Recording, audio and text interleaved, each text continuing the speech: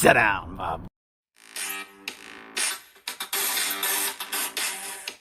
I got fingers on my lips. Toys that I'm touching, I don't want to put them down. Instead, I want to talk about them. Yes, fresh. Smell the plastic that I crave. I want to shop. I can't be having Bruce Banner. I'm Dr. Rubber Band on Bruce Jenner. And you can call me after dinner. We can talk comic books, but we're here to talk toys. Be proud, make noise. Hi, friends. Welcome back to the channel. Covered with scorpions. Today we'll be taking a look at the brand new Hasbro Epic Hero Series 4-inch action figures. Based on the upcoming X-Men 97 animated series, which has sadly been pushed back into next year, I think.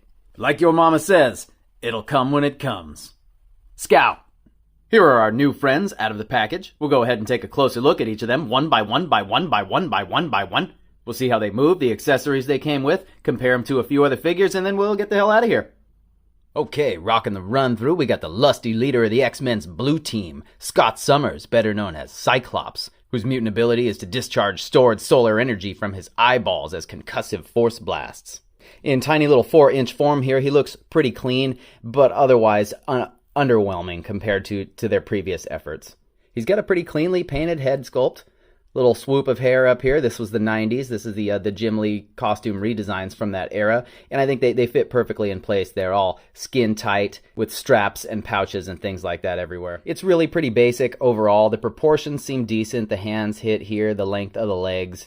You know what I mean? It's okay. The trunks aren't yellow. It remains to be seen what the show is going to be like. But certainly all over the packaging, the trunks are painted yellow. So I don't know what happened there. But otherwise, in the looks department, I mean, he hits all those notes for that costume. And there's little extra sculpted detail in the straps here that match all over. The paint's fairly clean.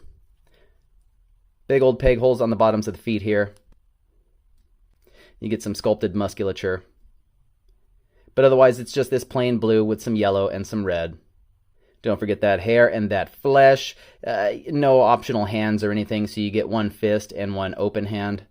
He can't hit the button on the visor, but as you learn from the comics, maybe the cartoon also, he's got a button on the glove, you know what I mean? He's not limited there. Some people sort of caught that idea that he had to touch the visor. How unintuitive would that be? As we go, since I am this guy, I'm gonna throw in the old Marvel Universe counterparts made by the same company at a lower price point, though it was about 10 years ago. So it is what it is. You can see there's really no comparison. That's the crux of the thing here. How do this is sort of the newer take on this because of the love.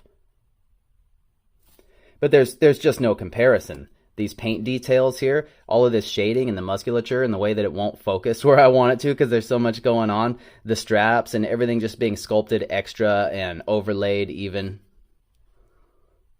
I mean, it lends credence to that argument that toys used to be better. You go far enough back and that's not the case. But this was a sweet era here.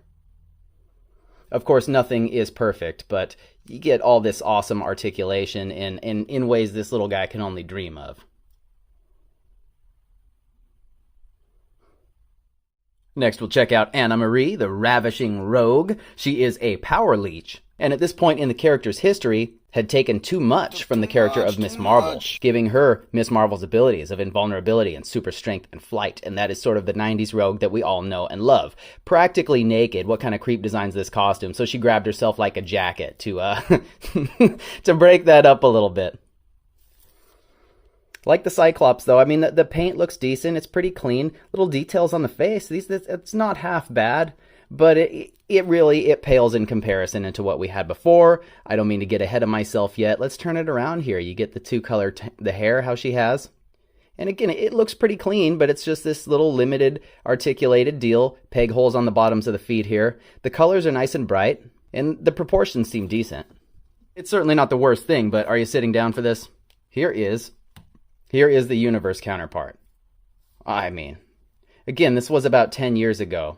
And she was available in a 3-pack that was $25 or maybe it was $30. So it was about the same price as this all those years ago. But look what you got for your money back then. The face looks a little crazy, but it is really nicely detailed. And you get the little bandana and the big sweet hair. The jacket here that's brown. It's more traditional to the comics. For some reason, it was kind of a green tone in the cartoon. So, you know, props to them for hitting that. That's what they're going for. But you get all this great detailing on the belt. And of course, all of the articulation from that era. Double joints and thigh and calf cuts and ankle rocking, and even little twisting wrists, single-jointed elbows. But having the piece of torso articulation is really key. It's like they don't care about you at all when you get a figure like that. And it's just experimental at this stage, I think, what Hasbro is doing. They had recently given us those Kenner throwback style 5-point figures that are this height. They were about this price point. But mainly, those were nice-looking cards. That's not my thing. But I think people were sort of clamoring for something like this again. Like this. You know, and so it's not quite that. By the end of this line, these figures were about $15 though, so they would probably want 20 or so. And in fairness, a lot of the smaller companies, Hiya Toys, they make really nice figures at this scale, and they're like 20 plus, $25, $30. That really sucks for 4 inches of action figure, man. Things are tough all over, but it's the consumer that always gets the squeeze. But you know, you don't have to buy these, and we decide, we basically teach them what we'll pay, and that sucks too. This is for informational purposes only.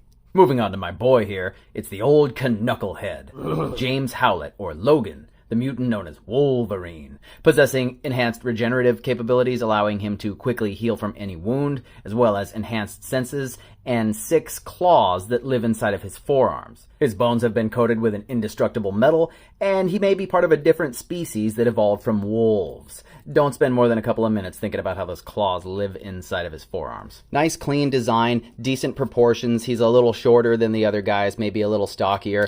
You see the shortness of the neck too. That's something that they never factor. That's pretty rad. You got to get a little bit closer, and you can see the sculpted detail as far as musculature and such. And the face looks mad decent. I like the ears here, the little bit of the frown he's wearing. Claws are painted fairly cleanly. You can see the lines sculpted into the housings. I mean, that's cool. X on the belt, and the tiger stripes are actually straight. Looks just as good on the back. I mean, as good as the rest of it for being so simple, you know. Peg holes, yada yada. Here is the universe equivalent. They never really nailed the Wolverine, even though there were so many. They definitely... This is certainly a little better, but it's wonky in all kinds of ways. Why are the pads like this and so far up there? Why does the head look so crazy? How come the arms never look good in any position?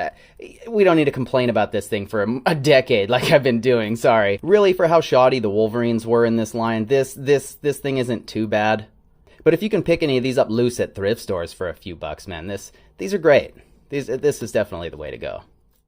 And finally, on the 4-inch figure front, we have Ororo Munro, the X-Men's gold team leader known as Storm. With the power to manipulate the weather, I have absolutely no idea how something like that might work. This one might be my favorite. She just looks really, really clean. And I like the depiction of this costume. Whatever color you want to call this, it's obviously white. I don't know why people say it's black or it's silver. Looking at it right here, man, it's obviously white. Proportions are good. It's got this little cape that's semi-soft and it drapes here. And, you know, just the cheapness aside, I kind of enjoy just the little affectations here, you know. It's just this little half hook, ports into her back and clips there. But you could just totally discard the thing if you want. Boop. The sleeves have these nice little ruffles sculpted into them, and these are actually sculpted onto the bands, just like they were on Cyclops. You get the little X's here, one of these or both are comm badges. The shoulder piece, and they actually painted the collar yellow. You know, Hasbro is good on that, man. I have a $100+ Mafex figure where they didn't paint that collar yellow. What the hell? You can even see a little cut in the boot here, which is weird because these are like thigh highs that she's wearing, even though it's all the one color. Peg holes here, giant peg hole in the back now. And she is rocking a mohawk. This was traditionally in the 80s in the comics. It would come back around 2010s era too. But it looks like for the new animated series, she's going to have that. It kind of shakes up the design a little bit, amalgamates the thing. Little lightning bolt earrings, and pretty nicely detailed face. Now, in the Universe line, we would get 3 Storm figures, but none of them would be this 90s look. Closest here, we got the 80s. With the mohawk, the jacket. This is a really rad little figure. You know, single jointed elbows, but she's got double jointed knees here. But I don't think, they didn't hit her with the ankle rocker at that point in the game. Just as an aside, too, she's wearing a choker. But as an aside, the The 6-inch Legend stuff from like 10 years later would just be upscaled versions of these. And I mean, of course, it's the same costume. But how neat. It's like they're remaking all the figures they already have, and they have a little template for it. How dare you? But I love these things. And this one, anyway, is not so bad. Coming back around for a look at the articulation, these are all essentially the same, so we'll just kind of pick on the one. They all have 9 points of articulation. It's just like an upgraded 5 POA thing, you know, where they've got additional at the knees and at the elbows. We're not going to complain about what they don't have. I don't know, maybe I will. But you guys know the deal. We would always love to have more attitude in the head and something else at the waist. But I'm not going to sit here and defend the price vis-a-vis the articulation and all that garbage. It's whatever they make it, and then it's if we decide to yada yada. Stop saying that. Anyway, the head is just pegged on here, so it will only rotate around. You're not really going to get anything else out of that. Pretty much stuck in place. The shoulders are hinged in, so they will come up to like a 90, and they'll rotate where applicable. You're going to have, you know, issues on either of the characters, besides, say, Scotty there. The one hinge here, so that'll come up to nearly a 90 on the side there, and it'll rotate on that. Again, nothing at the waist here, but down at the legs, those are also hinged, so they'll come mostly out to the sides and pretty far forward, a little bit backward if you come out to the side some. Same deal at the knee, it's just a hinge, so you can get like a 90. And it'll rotate on that. It gives you a little more leeway to put the foot down flat, but that's really never going to happen unless they're standing straight, because there's nothing else happening at the ankle. Sad days indeed, but they're just slightly more articulated versions of those Kenner carded ones they did recently. The 4 figures also each come with an accessory. They're pretty chintzy. I mean, especially in the cases of like Wolverine, it's a slash effect. It clips over the wrist here, and it's got that. It's not wholly necessary, but it works okay for this little figure, you know. Same with Rogue up here. It's some kind of gnarly punch effect that just clips right over her fist. Little channel there for the arm. And it's sort of got these power waves going on. Wholly unnecessary, but you know, you want to give her something. But check this out though. Cyclops actually gets an optic blast effect, man. We get much better figures of Cyclops that come with much less. So kinda cool, you know. Not bad there. And then the lightning effect from Storm is also not too shabby. Just this little lightning effect that clips over to the wrist, and it looks convincing. I mean, within its little realm there. 2 out of 4 ain't bad. So check it. I would say scale's not going to be the strong suit, as they're all about the same size, except Wolverine is a little bit shorter. How about that? So they are kind of on top of it. Cyclops here hits about 4 inches or 100 centimeters in a 4-inch proper scale, where the upper limit of that 4 inches would represent something like 6 feet. Cyclops is supposed to be 6 foot 3 inches, so that's damn close. They're actually they're scaled pretty well. Now I'm going to fire off a bunch of comparisons to the Marvel Universe line, and we're just going to kind of buzz through it. I got 2 counterparts for each of the main characters, and away we go! Next up is Rogue with the 80s and 90s version. Wolverine from the 70s and 80s. You know, this one really doesn't look too bad by contrast. Storm from the 70s and 80s, as again, they did not make this 90s costume back in this line. A few more characters from the wider universe line, including Bishop. He was towards the end of the line, and these guys were like on horse tranquilizers or something, man. Look, he's gigantic. What is that? And of course, Nightcrawler over there. Here is Marvel Girl. No, she was just going by Jean Grey at the time. You know, thinking about that, it's like she is a telepath and telekinetic, super smart person, and it was probably just kind of over code names for a bit at that point, you know. And of course, Victor Creed, the mutant called Sabretooth. It's kind of funny that this line, the Marvel Universe line, was rated smaller at 3.75 inch, outside of the traditional action figure scaling, and in fact, in scale, supposedly, with the original action figure size.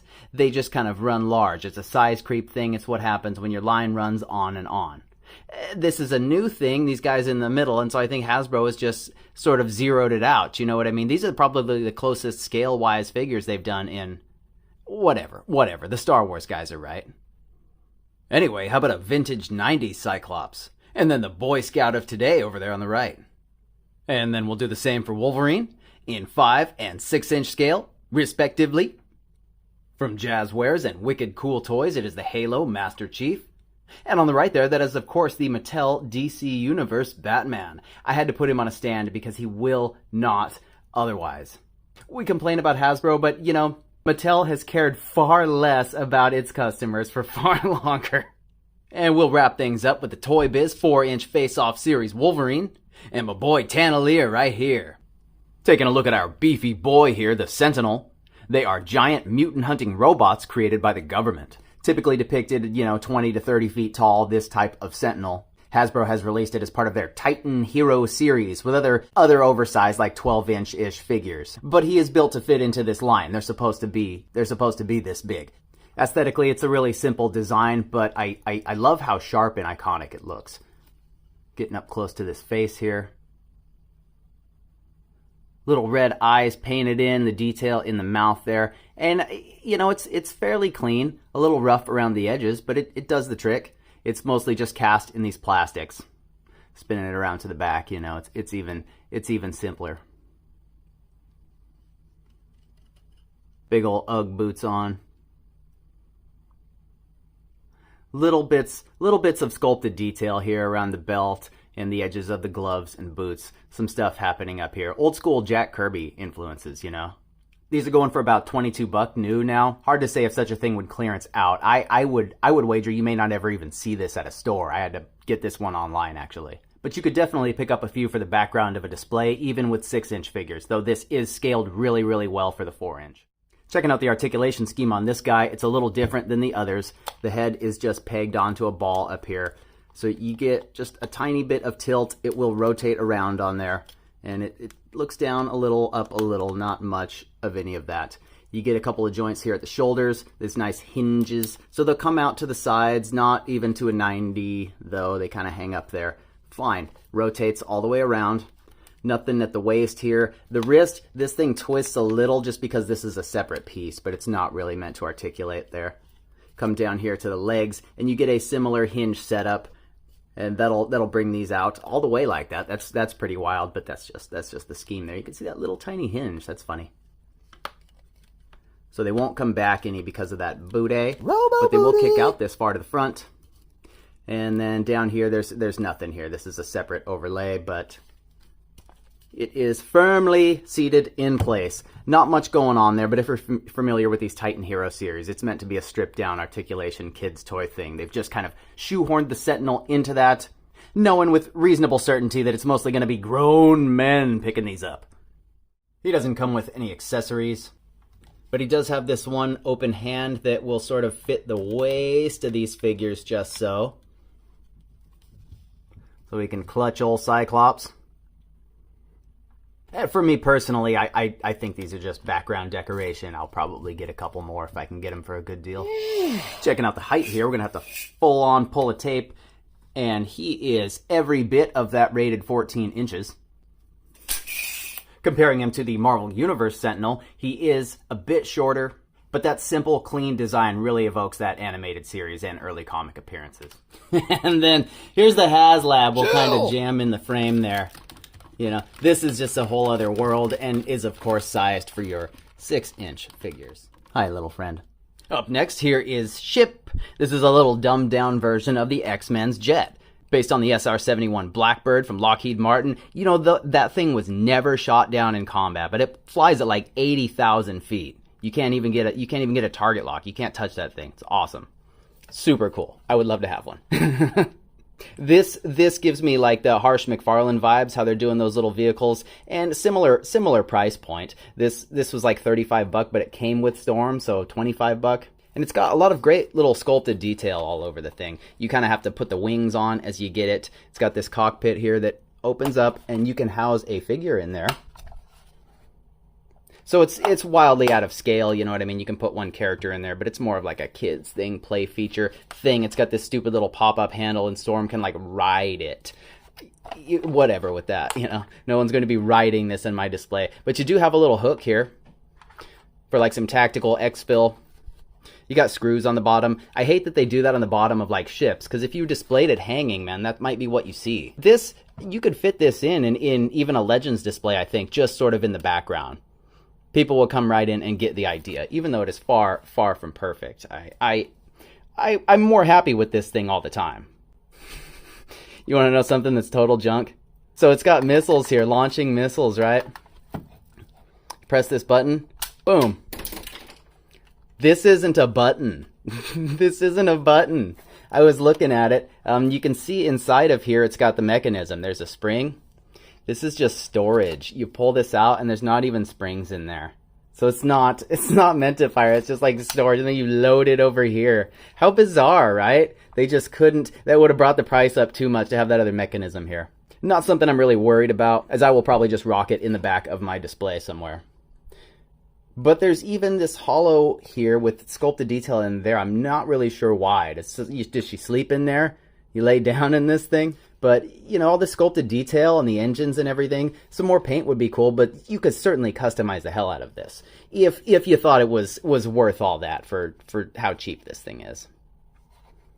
We're just sort of going all into it, all of like my Micro Galaxy review, so we don't necessarily need to come back around for like an articulation segment on this. It has a working cockpit, one firing missile, and whatever the hell that is. I dig it for the price point, but if you have like the old Toy Biz one, that would definitely put this one to shame. Alright, so, end of the day, these are kind of trash. You know what I mean? I think you see them on store shelves, and you can kind of glean all you need to know from them there. They're like sticking halfway out of the package. And they are definitely a half measure from Hasbro. It's a little better than those Kenner, whatever the hell they were doing there. As an aside, Kenner never had the license. I get the throwback they're doing there, but I think that's stupid. Those are stupid. Maybe I bought Silver Surfer and Black Costume Spider-Man, but... Anyway, we're talking about these. This new little 4-inch push here with 4 more points of articulation than the 5 POAs.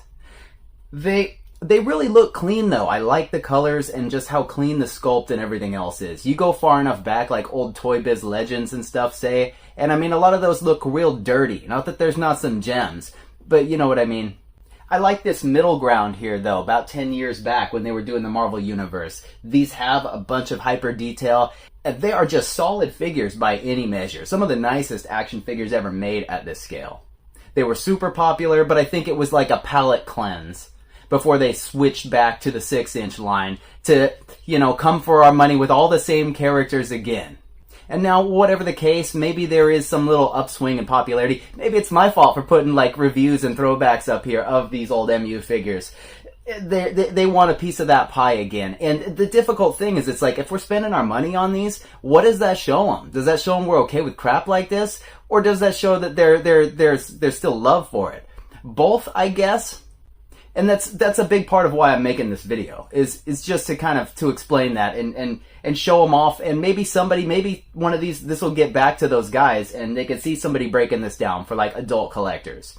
I'd say you could give them to your little kids, man, but they're gonna eat these and choke on them. These little pieces, these aren't for little kids. So that, and they're based on a cartoon from 30 years ago. That's definitely not for little kids. If I had little kids, I would buy my kids these awesome toys for sure, but they articulate like crap. For an adult action figure collector, a sicko like myself, man, I need like an articulated ankle so I can splay the legs and still get into some, you know, have them touching the ground believably. That just takes me out of it. What is that? Now I'm starting to ramble. I love good accessories, but if you can't find something like that, man, just make a really good figure, and you don't have to throw in some funny little deal like this. I love these when they came out because they didn't have like silly action features or like unnecessary accessories necessarily. Wolverine came with an assault rifle, but everybody was. That's weird. These figures, they look clean, they articulate like crap. They're a total half measure. I would love to see more stuff at this scale because it lends itself better to vehicles and playsets. And the Star Wars Vintage Collection is maybe bigger than it's ever been. That Ghost looks phenomenal. I can't give those guys $500 for it, but man, that thing looks good. This Sentinel, I love the way they shoehorn it into like their existing lines, like the Titan Hero series. Those are most definitely for kids, and buy this for your kids, sure. But they hooked this up in the simple style of the old animated series just so it would fit perfectly with these. And it actually, I mean, it scales just right. It scales just right. In the cartoon, it's like they come up to the boot there. That's what you want. Realistically, I'll probably buy a couple more of these as just sort of back matter, some background display stuff. But at the price point of $10.99 a piece for these, I really can't recommend them unless you're really fiending for it. I'd be curious to see what they do with this. If they add some more paint detail, some more articulation, that would be awesome. They're gonna want too much money for it. If you catch these on clearance, maybe for half price, I would definitely recommend it there. I picked up the first wave of the Guardians like that when I saw those for $6.50. $6.49 in fact, and that was the original price point of these back in 2008 or 9 when they came out. And I know things get more expensive as we go, but it's just $11 a piece I think is too much to pay for these. I do like the Storm though. I do like the Storm. And I like all of you being here. If you want to see more videos where I break these guys down, man, I've got a few on the channel and more to come. I'm trying to dig out the chestnuts here and show off how sexy these are. Not just if maybe you want to dig some up for yourself, but the resurgence and popularity might be what encourages them to update these. Unless we're buying them all at full price, man, then we teach them how to treat us, these toy companies. Do you know what I'm saying? When they come around with $300, $400, $500 toys and we snap them up, we teach them that that's okay. They just dropped the Giant Man HasLab, and I think that looks great. $200 for a 2-foot tall figure, super detailed, I don't think is that unreasonable in the light of like quarter scale figures that are say 6 inches or so shorter maybe, and those are going for $130 plus tax, whatever. I don't mean to be an apologist for some big company. I'm just trying to be transparent and thorough and help you decide if this stuff is worth your hard-earned money. And in that way, you can check out one of these other videos right here on the channel. Stay with me. I'm staying with you. Flared. Hit me as hard Shades as you up. can. Go ahead. Message in a bottle. Message in a